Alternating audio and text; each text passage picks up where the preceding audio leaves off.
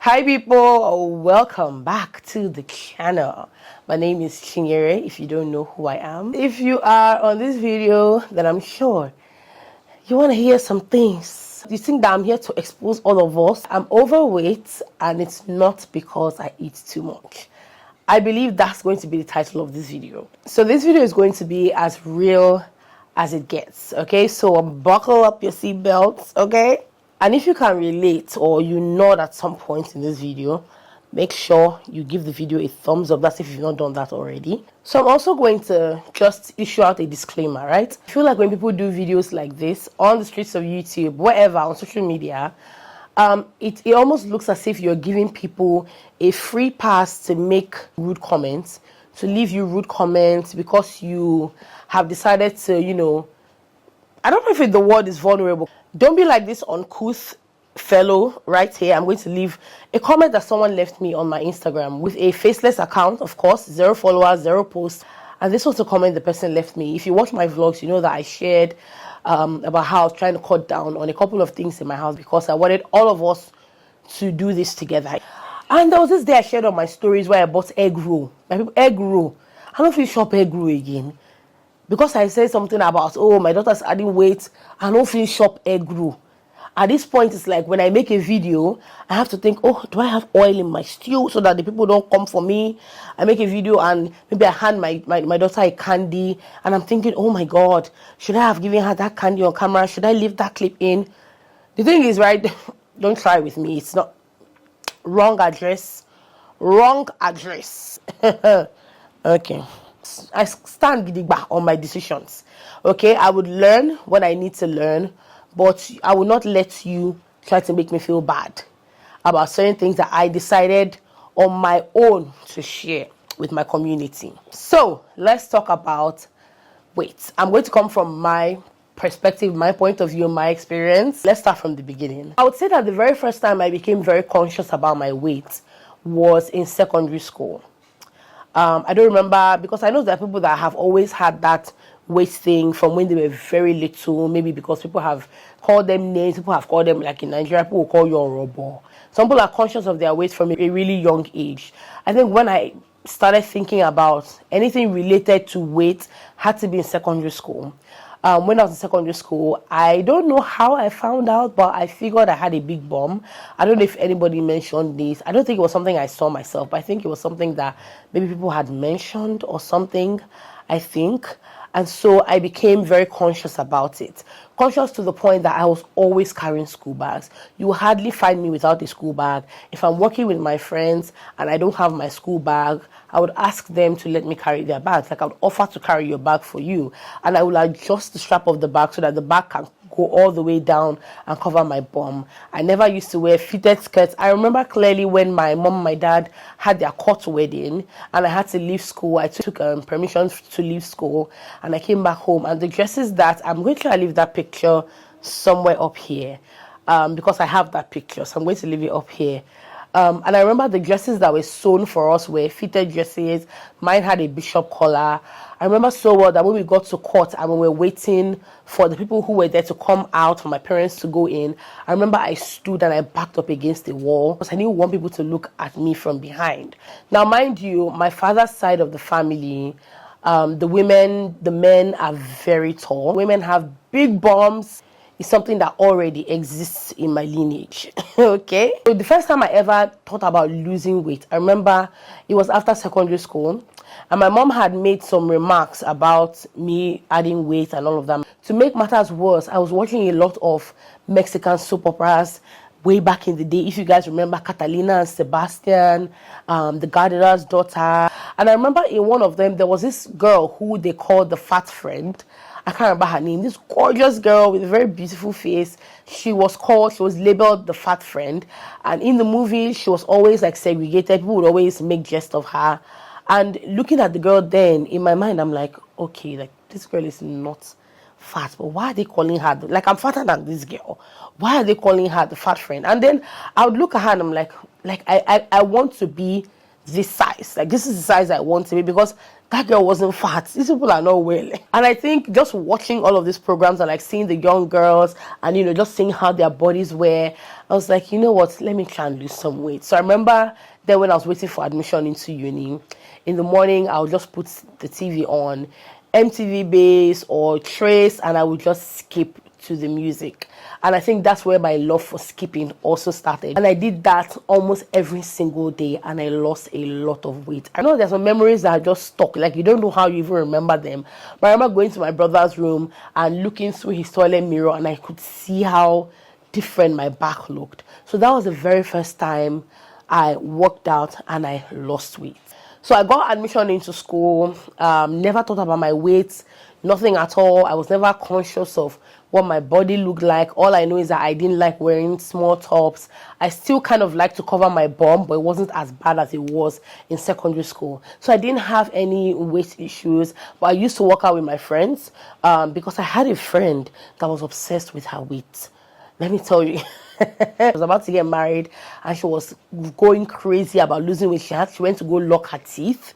That was the first time I heard about the lock teeth thing. She locked her teeth and my baby lost so much weight. Her wedding gown was literally falling from her chest because it was a sleeveless gown, but she lost so much weight that my friend was so obsessed with her weight that automatically we just started working out very often. We used to run in the mornings by like 5:30 or so. We'll get back to the hostel by like past 6 or 6:30, take our bath and go out for lectures. So in uni, I exercised quite a bit. I exercised the whole of my second year, third year.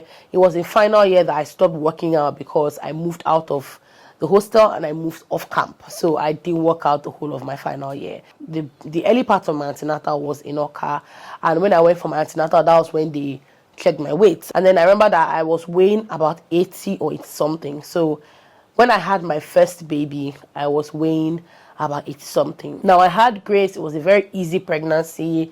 I had Grace. I did not struggle with snapback. There was no pressure. After I had Grace, I had to go back to school for my clearance. I took Grace. I was carrying her in a baby carrier.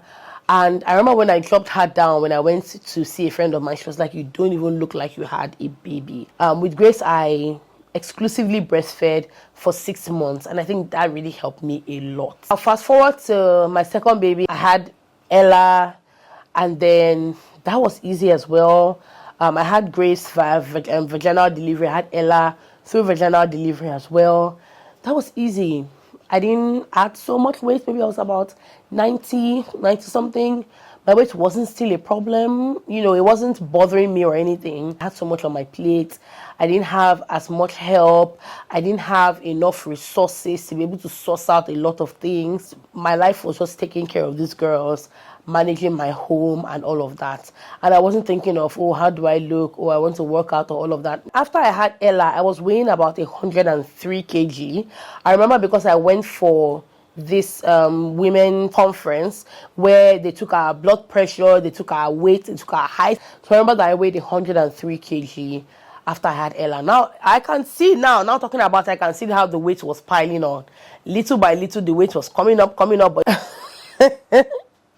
because this is like, let's say 10 kg per baby, just looking at it. And I wasn't losing it. I was not thinking of it. I wasn't trying to do anything. So the weight was just there. And then I got pregnant with Victoria. And that pregnancy showed me shaggy. Shaggy. I struggled with preeclampsia. My blood pressure was high.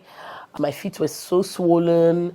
And then when it was time to have her, they were like, oh, you can't have her via vaginal delivery. And I'm like, okay, vaginal delivery is all I know. That's all I know. Like, this is my last baby. Why couldn't I just escape this? Why couldn't I just escape? Why does it have to be a cesarean section? And I tried to avoid it as much as I could. And I remember my doctors just saying, you know what, well, just rest, but just know that you're going to have this baby via C-section. And it took a while for me to come to terms with it, but eventually it had to be done. And I had a via cesarean section, and my body was shattered. I didn't know how to deal with the the healing postpartum after cesarean section, it was so different from what I knew. With vaginal delivery, it's like up and running. A couple days later, CS just messed me up. I don't know how. I can't explain it. Is it the bulge? I noticed my tummy wasn't going down as much. And it just felt like, okay, with time. I remember my mother-in-law even had someone come over and the person tied my tummy with a wrapper. And I'm like, this thing is so tight. Oh, I don't to say I've handled this thing. It didn't even take time. I took it out and they were like, oh, this wrapper, you're meant to leave it tied on every single day for this amount of time, blah, blah, blah, blah. And I'm just thinking, like, I didn't do all of this for my previous pregnancies. Why am I doing it now? Like, it was so difficult. And then 1 year down the line, 2 years, 3 years, my tummy is still the same, looks the same. And after a while, I decided to outsource things a lot more. I got someone else to help around in the house. I was now like, okay, my children have grown a bit. They can stay with someone else and not with me.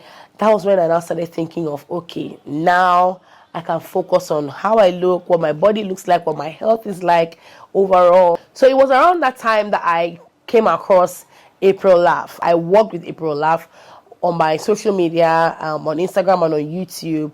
And if you've been following me since then, let me see your hands up. Leave me a comment if you've been following me since, that time. I think it's been about 3 years or 2 years or around COVID or something like that. And then I came across April Laugh and I joined her program because that was part of, what the job was about.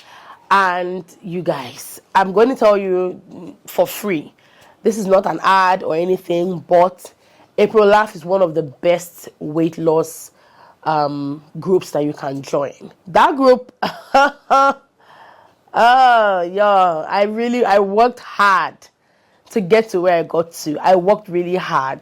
And I worked hard, but I know that I could have done better. But it was difficult because I had not experienced that kind of discipline when it came to workouts, when it came to my food. I was working out before I joined April Laugh. I was going to the gym. So when she reached out to me and said, okay, I would like you to join my program and I want to see you to say how much weight would you like to lose? And I told her, I said, okay, you're going to join the program. We talked about everything. Everything was settled. The amount of discipline that I had to learn joining April Laugh was actually mad. It was insane. So it just added to what I was doing before she came along. And then the food. We had to meal prep.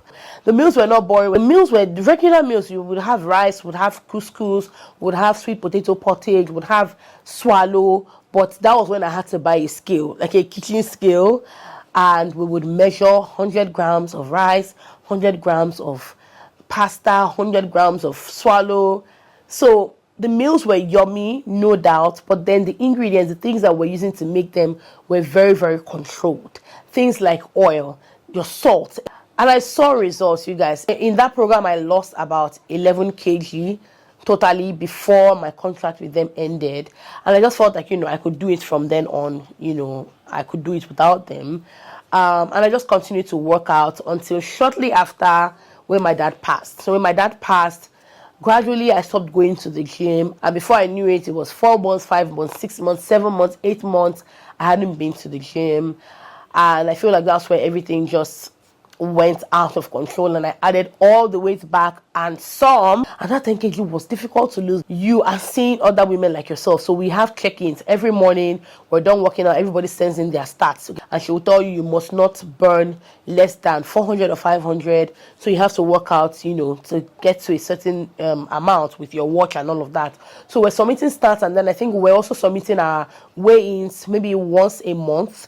And you will see people's weigh-ins. Somebody that would have maybe posted 108 kg and then the next 4 weeks they're telling you they're 105 or 103 and you have lost just 1 kg and you're wondering like, do you guys understand? So you're seeing people's results and you guys are supposed to be doing the same thing. So if you're messing up, you would have to find a way to adjust yourself. So I struggled with those things a lot. I could see that the discipline helped.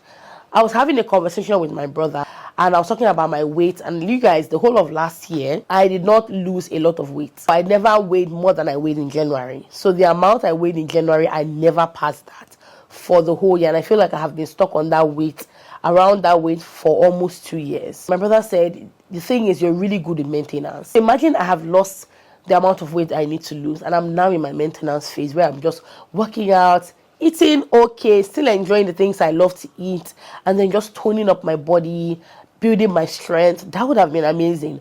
But unfortunately, I'm the size that I am, I'm at the weight I am, and I'm maintaining that weight. I'm not passing it. And even when I lose, I don't lose more than a few kilos. And that's very annoying. I actually know what my problem is.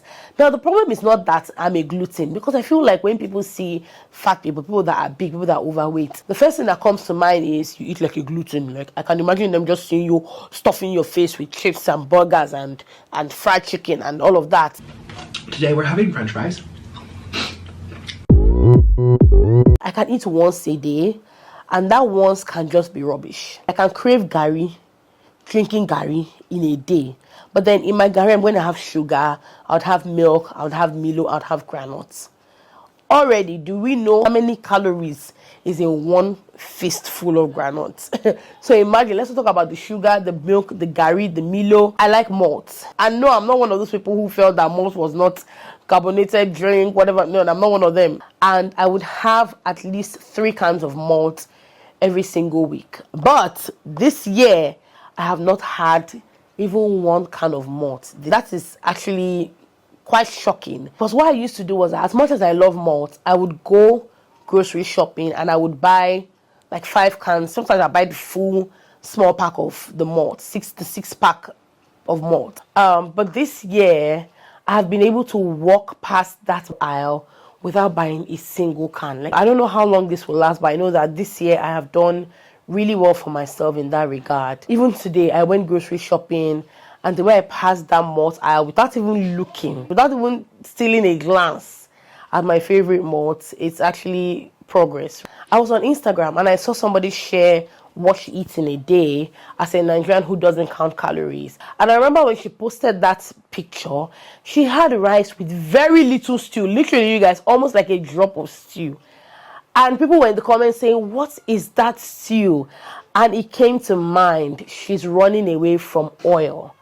And she said it under one of the comments. She was like, she doesn't want to have so much oil, so she doesn't take as much stew. You guys, one of my biggest problems is that I like stew. I like soup. You see, I can eat stew and rice. That is, I would have 2 tablespoons of rice, and I would have 1 big cooking spoon of stew in it. And mind you, where this is a problem is if I have to cook for my family, because when I was on April last program, and I was doing her program, we would make stew, but we would not make stew with oil. We would make stew, but we would have measured quantity of oil in it. And we would use, I think we used to use coconut oil, but we would have measured amount of oil. And that pot of stew that we would make is what we would serve ourselves for 6-7 days in a week, right? But where there's a problem is when you're making food for your family members and you don't put that into consideration, and then you serve yourself as much. That's where there's a problem. Like when it comes to soup, I eat a lot of soup. I don't mind having just 1 wrap of fufu, but you see the amount of soup that I will eat. And you know, soup, there's a lot of palm oil in it. Sometimes you have a lot of palm oil in it, so I'd have so much soup. So when I saw that post, I was like this is a problem. It's the littlest things that are an issue. That pack of M&Ms, that pack of Maltesers. You know, you're like, I don't eat too much. I'm not a gluten. I'm not people would typically expect that, okay, when you want to eat, you're going to eat one very huge mound of rice with a lot of meat scattered around, with like 10 plantains that you have fried. But it's not like that. Like, that's not where the weight even comes from. So that's kind of also a problem for me. It's just managing the things that I eat, managing the quality of the things I eat, because right now I don't think I'm struggling. Well, I won't say that I always eat the right quantity. I'm not going to lie and say I always eat the right quantity, because sometimes I eat quite a lot. I eat more than I should eat, but I know that I'm struggling with quality of what I eat a lot of times. And then the one thing is that for me, I will go beast mode with my workouts. Like, I would work out. I'm not one of those people that hates to work out. I won't say I love it, but I would say I enjoy the benefits, and I go in knowing that there are benefits, and I experience the benefits. So when it comes to working out, I would go beast mode. But you see that food, it's actually a very tough one. It's a very, very tough one, my people. It's tough in these fat streets. Let me tell you something if you don't know. Another thing I think I deal with when it comes to my weight is sleep. I need to do better with sleep, because the thing about sleeping, especially for someone like me that works out in the morning, is that anytime I don't sleep, I don't have as much energy to work out. I don't take supplements or anything that helps with my energy.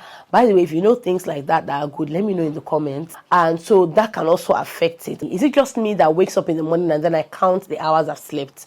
Let me know, you guys, because this thing came with age. It came with age. Discipline when it comes to my sleep routine is also something I'm trying so hard to change. But I'm definitely open to surgery, whether a gastric sleeve or bariatric. I know there's a difference between the two. Just in case, should in case you people see me, say I dey go Turkey.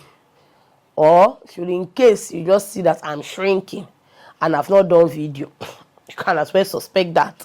But trust me to tell you, when I do that, I'm not gonna hide it. Bottom line, to just cap this whole video up, as I'm getting older, I know that my health is a priority and I want to look and feel better with age. I love when I see videos or pictures of women who say, I'm in the best shape of my life at 40. Those are very inspiring pictures and inspiring posts to see.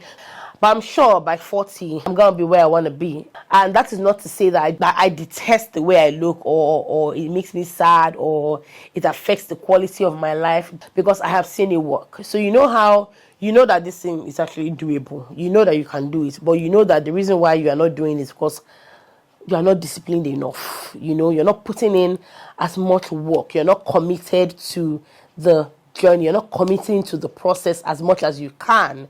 So you don't beat yourself up about it, because you know what you need to do to actually get there, and you know that you're not doing it, right? It's a different case if you're doing it and you're not seeing results. Then you're like, okay, I'm actually frustrated because I'm doing everything I'm supposed to do and I'm not seeing results. But then when you know that there's something missing in your journey, there's something missing in the process, something that you're not doing and you're not seeing the results, it's easier to kind of deal with it, because you're like, okay, yeah, you're not working as hard. So I think that's where it's always been for me. So let's see what 6 months from now will be like. Hey, did I just make a promise to myself on camera? Is this like an accountability video? Am I going to hold myself accountable? And am I expecting you guys to hold me accountable with this thing I just said? I don't know.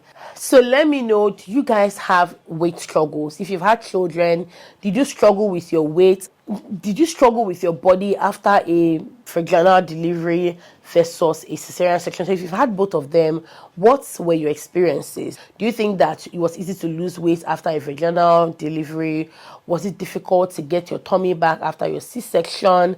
Let me know. I'd like to hear from you guys. Is there something that you know within yourself is making you struggle when it comes to losing weight, or getting to that goal weight, or getting that body that you want? Whether it's food, a habit, let's see if we can help each other out.